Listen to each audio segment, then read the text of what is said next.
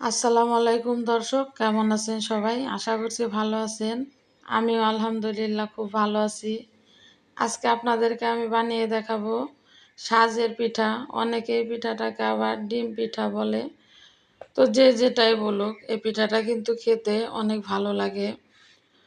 আমার এই রেসিপিটা দেখে আপনারা অবশ্যই বাসায় ট্রাই করবেন, তাহলে বুঝতে পারবেন এই পিঠাটা কেমন লাগে।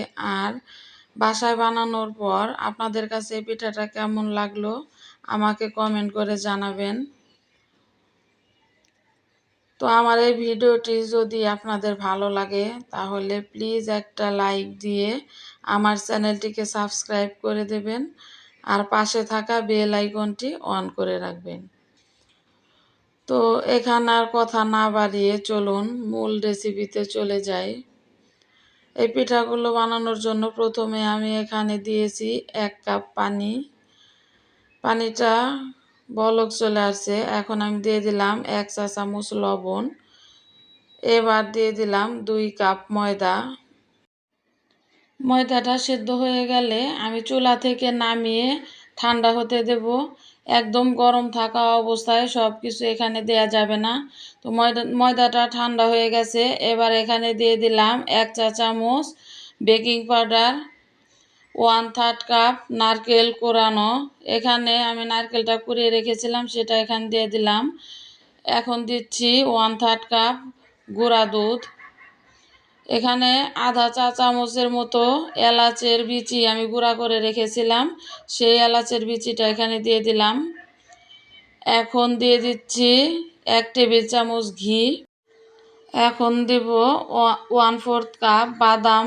এভাবে আমি দানা দানা আছে এভাবে ব্লেন্ড করে নিয়েছি, একদম মিহি করে ব্লেন্ড করে নিইনি, তাহলে খেতে ভালো লাগবে না। সেই কারণে যাতে একটু দানা দানা থাকে সেভাবে বাদামটা ব্লেন্ড করে নেবেন।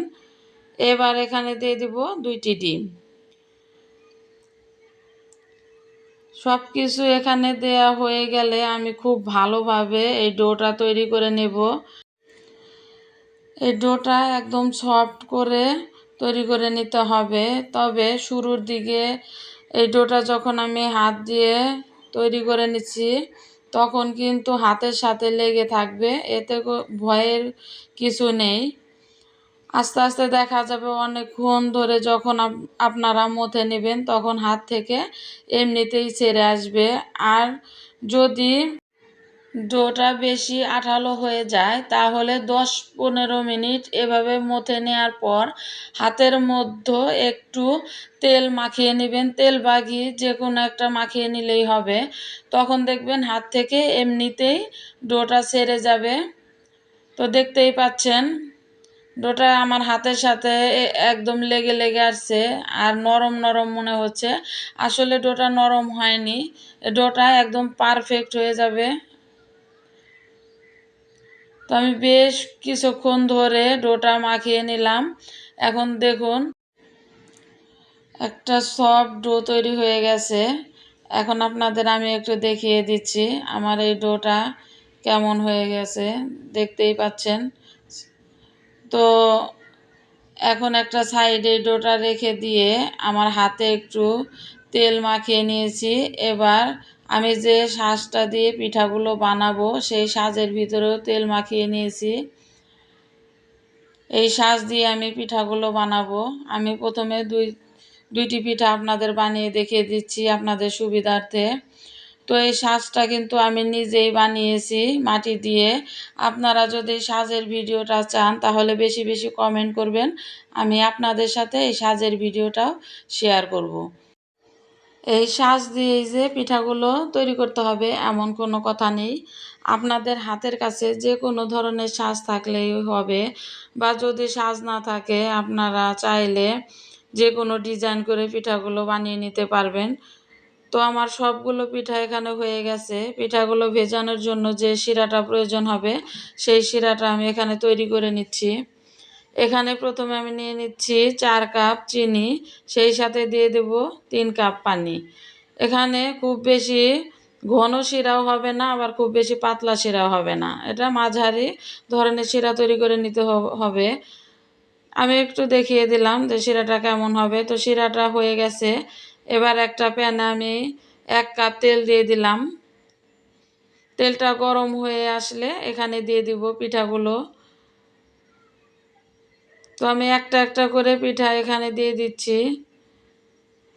এ পর্যায়ে চুলাটাকে আমি লো টু মিডিয়ামে রেখে দিয়েছি। পিঠাগুলো লো চুলাটাকে লোতে রেখে পিঠাগুলো ভেজে নিতে হবে। হাই হিটে পিঠাগুলো ভাজা যাবে না, তাহলে ভিতরে কাঁচা থেকে যাবে, পিঠাগুলো ভালো হবে না।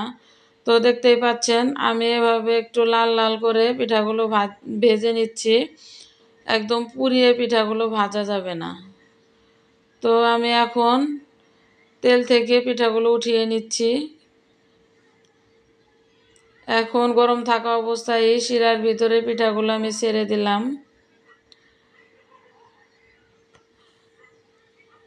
তো আমার সবগুলো পিঠা ভেজে নেওয়া হয়ে গেছে। এবার শিরার ভিতরে যে পিঠাগুলো দিয়েছিলাম, দেওয়ার পর আমি একটু জাল করে নিলাম। মাত্র 2টা বলক দিলেই হবে। এখন আমি চুলাটাকে বন্ধ করে 5-6 ঘন্টার জন্য পিঠাগুলো রেখে দেব। ফিরে আসছি 5-6 ঘন্টা পর। 5 ঘন্টা ভিজিয়ে রাখার পর আমি ফিরে আসলাম। তো এতক্ষণ যারা আমার এই ভিডিওটি কষ্ট করে দেখেছেন তাদেরকে অসংখ্য ধন্যবাদ। আজকের মতো এখানেই বিদায় নিচ্ছি। সবাই খুব ভালো থাকবেন আর আমার জন্য দোয়া করবেন। আল্লাহ হাফেজ।